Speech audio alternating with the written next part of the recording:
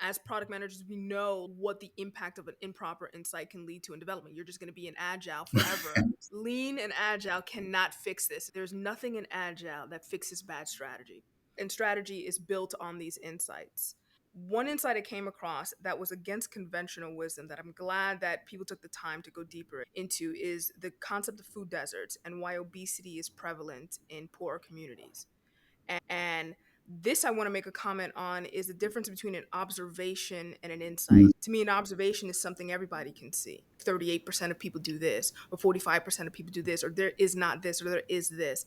An insight is an explanation and understanding of why that's there.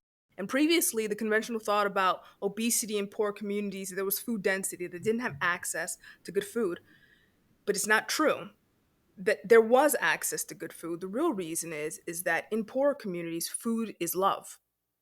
And so the insight there was that sometimes junk food was used as a way of giving into a child's request or spoiling a child in ways that richer families can't do. They can't take them on vacation. They can't give them that Game Boy. They can't buy them that iPad. And so the alternative to that was to overfeed them. And I thought that that was probably the bigger insight because how do you solve the problem of obesity in a community? The answer is not go put a healthy food store on the corner and take away the potato chips. It's just not the answer. What we're all saying, the difference between an observation and an insight, the difference between understanding why something is happening and just having the will to go deeper into something and try to answer why is that really there?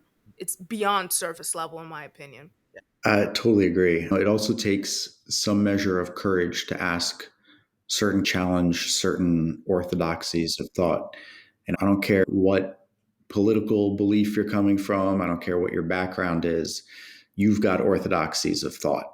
And part of research is, I mean, if you really care about research, if you really care about the findings, and if you really care about the people who you are trying to serve, you have to challenge some of those orthodoxies along the way.